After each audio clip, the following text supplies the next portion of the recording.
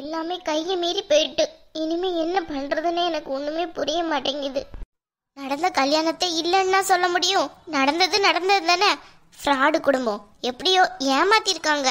படிக்காத பொண்ணை படிச்சேன்னு சொல்லி கல்யாணம் பண்ணி வச்சுட்டாங்களே. ஃபர்ஸ்டே அந்த குடும்பத்தை பத்தி தெரியாம போச்சு எனக்கு. ஒரு பொண்ணு ஓடி போய் கல்யாணம் பண்ணிட்டான். அப்பவே இந்த கல்யாணத்தை நான் நிப்பாட்டி இருக்கணும். என்கேஜ்மெண்ட் எல்லாம் முடிஞ்சிருச்சுன்ட்டு பாவம் பார்த்தேன்ல. எதுக்கு இதுவும் வேணும் இன்னமும் வேணும். அம்மா அம்மா உங்களை தானே கூப்பிடுறேன். சொல்லு பவித்ரா, என்னதான் உனக்கு வேணும்? சும்மா அம்மா நொம்மான்னுக்கிட்டு இப்ப எதுக்கு நீங்க இவ்வளவு டென்ஷன் ஆயிட்டு இருக்கீங்க? நானும் 2 நாளா பாத்துட்டே இருக்கேன். ஆளும் சரியில்லை, மூஞ்சும் சரியில்லை. அதெல்லாம் ஒண்ணும் இல்ல, நான் நல்லா தான் இருக்கேன். தேவையில்லாத பிரச்சனை கிளப்பி விட்டு கிடக்காத, சும்மா இரு. உங்களை பத்தி என்ன எனக்கு தெரியாமையா இருக்க போது? உங்க மூஞ்சியே சரியில்லை, ஒழுங்கா சாப்பிட மாட்டேங்கிறீங்க. என்னாச்சு? அண்ணி இந்த வீட்டை விட்டு போயிட்டாங்கன்னு ரொம்ப வருத்தமா இருக்கோ? ஒரு 4 நாள் அவங்க வீட்டுக்கு போறேன்ட்டு போயிருக்காங்க, அதுக்கே இவ்வளவு வருத்தப்பட்டினா லைஃப் லாங் அவங்க வீட்டுல இருந்துட்டாங்கன்னா என்ன பண்ணுவியா? சும்மா இரு பவித்ரா, தேவையில்லாததெல்லாம் பேசிட்டு இருக்காத இங்க. அம்மா உனக்கும் அன்னைக்கும் ஏதாவது பிரச்சனையா? அதெல்லாம் ஒண்ணும் இல்ல, நீ தேவையில்லாத பேச்செல்லாம் பேசாதன்னுல, விடு பேச்ச. அம்மா எனக்கு அண்ணியை பார்த்தாலே ஏதோ டவுட்டாவே இருந்துட்டு இருக்கு. அவங்கள பார்த்தாலே ஒரு மாதிரியே தோணுதுமா. என்னடி தோணுது? அவங்க ஏதோ நம்ம கிட்ட பொய் சொல்ற மாதிரியே எனக்கு தோணுது. அவங்கள பார்த்தோம்னா எதா இருந்தாலுமே வார்த்தை வரவே மாட்டேங்குது அவங்களுக்கு. திக்கி திக்கி பேசுறாங்க, மனசுல ஒண்ணு வச்சுட்டு வெளியே பேசுற மாதிரி தெரியுது. அப்படியெல்லாம் ஒண்ணும் கிடையாது, உன் வேலை என்னமோ அதை மட்டும் பார்த்துட்டு இரு. அதானே பார்த்தேன், உன் மருமகளை நீ என்னைக்கு விட்டு கொடுத்துருக்க? என்னதான் போட்டு திட்டுவ? உனக்கு படிக்க வேண்டியது ஒண்ணும் இல்ல, போய் படிக்கிற வேலையை பாருடி. என்னென்ன ஓவரான ஒர்க்கா? ஆமா பவித்ரா, கொஞ்ச நேரம் அமைதியாரு, முடிக்கணும். என்ன நீங்க கிடந்து ஏன் இவ்வளவு வேலை பார்த்துட்டு இருக்க?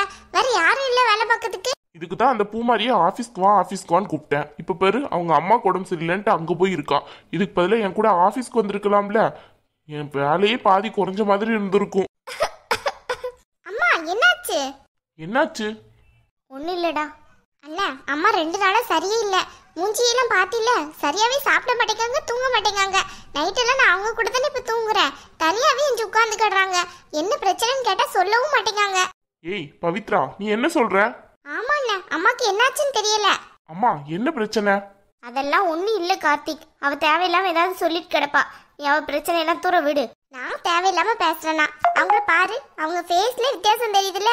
முன்னாடி எல்லாம் நம்ம கூட உட்காந்து கலகலன்ட்டு சிரிச்சு பேசிட்டு இருப்பாங்கல்ல, இப்ப அந்த சிரிப்பு குறையுதா இல்லையா? நீ நோட் பண்ணியோ இல்லையோ, நான் அவங்கள நல்லாவே நோட் பண்ணிட்டேன். ஏதோ பிரச்சனை இருக்கு. ஆமா, நானும் பார்த்துட்டு தான் இருக்கேன். அம்மா நம்ம கூட உட்காந்து சாப்பிடவும் இல்லை, அப்புறமா சாப்பிட்றாங்கன்னு நானும் நினைச்சுக்கிட்டு இருந்தேன். நீ அம்மா கிட்ட கேளு. அண்ணா நீ வேணா அம்மா கிட்ட கேளு, கண்டிப்பா ஏதோ பிரச்சனை இருக்கு. எனக்கு நல்லாவே தோணுது. அம்மா முன்னாடி எல்லாம் இப்படி இருந்ததே கிடையாது. என்கிட்ட கூட ஏதாவது ஒண்ணு திட்டிக்கிட்டேயாச்சும் இருப்பாங்க. இப்பெல்லாம் ரொம்ப குறைஞ்சிடுச்சு இந்த 2 நாளும். அண்ணி அவங்க வீட்டுக்கு போனதுக்கு அப்புறம் தான் இவங்க கிட்ட இந்த மாற்றமே தெரியுது. நீ என்னன்னு கண்டிப்பா அம்மா கிட்ட கேட்கணும்னு சொல்லிட்டேன். அம்மா தான் ஒன்றும் இல்லைன்னு சொல்றாங்கல்ல பவித்ரா, பேச்ச விடு. பூமாரி அங்கே போனதுக்கும் அம்மா இப்படி இருக்கிறதுக்கும் என்ன காரணம்? நான் தெரியாம தான் கேட்குறேன். பூமாரி மேலே உனக்கு என்ன கோவம்? அவன் இந்த வீட்டுக்கு வந்த நாள்ல இருந்து அவளை ஏதாவது நீ சொல்லிக்கிட்டே தான் இருக்க. ஏன் இப்படி இருக்க?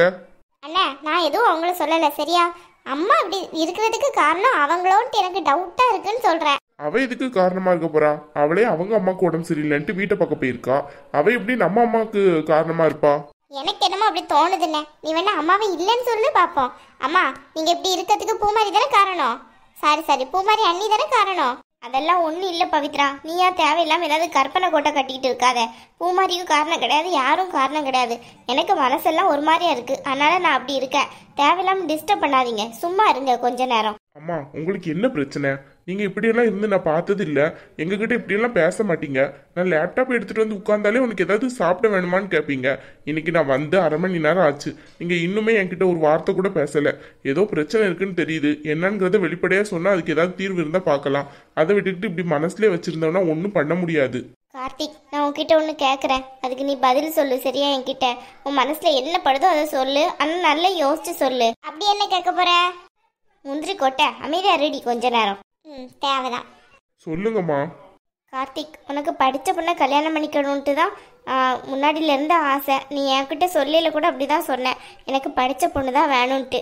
சப்போஸ் உனக்கு படிக்காத பொண்ணு ஏதாச்சும் உனக்கு ஒய்ஃபாக அமைஞ்சிருந்தா நீ என்ன பண்ணியிருப்ப? என்னம்மா சொல்றீங்க? படிக்காத பொண்ணை நான் எதுக்கு கல்யாணம் பண்ண போறேன்? அதுவும் என்னோட ஸ்டேட்டஸ்க்கு. நானே ஹை லெவலில் படித்த பொண்ணை தான் கல்யாணம் பண்ணணும்னு நினச்சேன். பூமாரி அந்த அளவுக்கு கூட படிக்கலை. சரி ஓகே, ஏதாச்சும் நம்ம ஆஃபீஸ் வேலையில் நம்மளுக்கு ஹெல்ப்ஃபுல்லாக இருக்குன்ட்டு தான் நானே ஓகே சொன்னேன். இல்லடா சும்மா தான் கேட்டேன், வேற ஒண்ணும் இல்ல. இதை அப்படியே விட்டுரு. அம்மா படிக்காத பொண்ணு படிக்காத பொண்ணுன்ட்டு சொல்றத பார்த்தா என்னமோ உன் மருமக படிக்கல போலயே. ஏய் என்ன சொல்லிட்டு இருக்க நீ? பூமாரி படிக்கலையா? சும்மா இரு பவித்ரா, கிண்டல் பண்றதுக்குன்னு ஒரு அளவில்ல. கொஞ்ச நேரம் அமைதியா இருக்கிறியா? நான் அவன் கிட்ட தானே பேசிச்சிருக்கேன், உனக்கு என்னடி இடையில பேச்சு? கொஞ்சம் எஞ்சி உள்ள போயேன். உன் படிப்பு விஷயத்த கொஞ்சம் கூட பாக்குறது கிடையாது. எங்கடா அடுத்தவங்க விஷயம் இருக்கு மூக்க வந்து நுழைக்கலான்ட்டு. என்னம்மா நீங்க கேட்க தானே செய்வேன் படிக்கலையான்ட்டு. நீங்க இப்படி கேட்கறத பார்த்தா எனக்கு என்னமோ டவுட் வர்ற மாதிரி இருக்கு. அண்ணி வேற அடிக்கடி ஆபீஸ்க்கு வரமாட்டேன்னு கட்டடிக்கிறாங்க. அதான் ஏதோ ஒரு இடிக்குதே. படிச்ச பொண்ணுங்கன்னா வீட்டு வேலையெல்லாம் பாக்குறது எரிச்சப்பட்டுட்டு எப்படா ஆபீஸ் போகான்ட்டு குனிச்சுட்டு தான் நிப்பாங்க. நான் என் ஃப்ரெண்ட்ஸ் எல்லாரும் அப்படிதான். ஆனா அண்ணியை நினைச்சா கொஞ்சம் வித்தியாசமா இருக்க. அதான் கொஞ்சம் டவுட் வருது. அண்ணா உனக்கு ஏதாவது தெரியுமா? சேச்ச, படிச்ச பொண்ணுங்கள்லயும் பூமாரி மாதிரி அழகா அமைதியா பொறுமையா அடக்கமா ஒடுக்கமா இருக்கிற பொண்ணுங்கள்லாம் நிறைய இருக்கதான் செய்யுங்க பவித்ரா. உனக்கு அதெல்லாம் கண்ணுக்கு தெரியலன்னு நினைக்கிறேன். அதனால அவன் படிக்கலன்ட்டு சொல்ல முடியுமா? ஐயோ அண்ணா, அண்ணியை பத்தி பேசுறேன்னு எதுவும் கோவப்பட்டுறாத. சும்மா அம்மா சொன்னதுதான் சொன்னேன். நான் எதுக்கு கோவப்பட போறேன்? அதெல்லாம் ஒன்றும் கோவம்லாம் இல்லை. பூமாரி எதுக்கோ தயங்குறா, அது மட்டும் எனக்கு தெரியுது. ஆனால் கூடிய சீக்கிரமே அவளும் என் கூட வந்து ஆஃபீஸில் ஒர்க் பண்ணுவான்ட்டு எனக்கு நம்பிக்கை இருக்கு. அவன் எங்க ஆஃபீஸ்ல வந்து ஒர்க் பண்ண போறா? என் தலையில மண்ணள்ளி போட்டால என்ன பண்றது என்ன செய்யறதுன்னு ஒன்றும் புரியலையே. இவன் சும்மா ஒரு பேச்சுக்கு இப்படி கேட்டாலே இந்த மாதிரி பதில் சொல்றான். இதுல பூ மாதிரி ஒன்றும் படிக்காத முட்டாளுன்ட்டு சொன்னோம்னா அவ்வளோதான். என்ன ஆவான்ட்டே தெரியலையே. ஐயோ, என்கிட்ட வந்து சொன்னா இவ்வளோ விஷயத்த அவளே டீல் பண்ணிக்கலாமே. இப்போ நான் என்ன பண்ண போறேனோ தெரியல. இதை பத்தி நினைச்சாலே மயக்கமா வருது. அம்மா எதனால இப்படியே சொல்லிக்கிட்டே இருக்காங்க? அம்மா 2 நாள் சரியும் இல்லை. நானும் நோட் பண்ணிட்டு தான் இருக்கேன். இவ சொல்லணும்னாலும் எனக்கும் தெரியதான் செய்யுது. இருந்தாலும் அம்மா ஏதாவது சோர்வா இருப்பாங்கங்கிறதுக்காக தான் நானும் அப்படியே விட்டுட்டு இருந்தேன். ஆனால் இவங்க இன்னைக்கு பேசுறது எதுவுமே சரியில்லையே. படிக்காத பொண்ணு உனக்கு கல்யாணம் பண்ணி வைக்கணும்ட்டு அம்மா நினைச்சாங்களோ ஒருவேளை?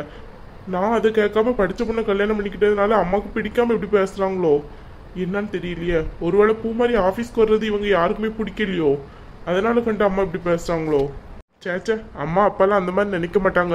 எனக்கு நல்லா படித்த பொண்ணா கல்யாணம் பண்ணி என் கூட வந்து வேலை பார்க்கணுன்ட்டு தானே அவங்களோட ஆசையும். அதை எப்படி நினைப்பாங்க?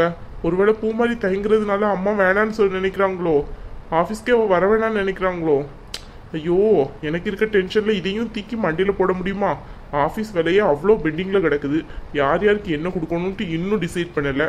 அதுவே அவ்வளோ கிடக்குது. இதில் வேற இதையும் சேர்ந்து பார்க்க முடியுமாண்ணா? அம்மா இன்னைக்கு கேட்கறத பார்த்தா அப்போ அண்ணி தான் ஏதோ படிக்கலையா இல்லை டிகிரி ஏதாவது வாங்காமல் ஃபெயில் ஆயிட்டாங்களான்னு தெரியலையே. அப்படி கண்டு இருக்குமோ? ஃபெயில் ஆயிருப்பாங்கன்னு நினைக்கிறேன். ஏதாச்சும் அரியர் வச்சிருப்பாங்களோ? அதனால தான் அவங்க ஆஃபீஸ் வரமாட்டேன்னு தப்பிக்கிறாங்களோ? ஆஃபீஸ் போகிறதுக்கு எதுக்கு சர்டிஃபிகேட்லாம் என்ன தேவையா என்ன? அதுக்கு எதுக்கு பயப்படணும்? என்னன்னு தெரியலையே. ஏதோ இடிக்கிற மாதிரி தோணுது. ஆனால் என்ன விஷயங்கிறது இன்னும் நம்ம கைக்கு வர மாட்டேங்குதே. சீக்கிரமாக வரும், அது வர காத்திருப்போம். அம்மா சாப்பாடு என்னது? சும்மா இருக்கியா பவித்ரா கொஞ்ச நேரம்? அண்ணே என்னண்ணே இது கொடுமை? சாப்பாடு என்னதுன்னு கேட்டா அம்மா சும்மா இருக்கேங்கிறாங்க. ஒரு சாப்பிட கூட எனக்கு உரிமை இல்லையா என்ன?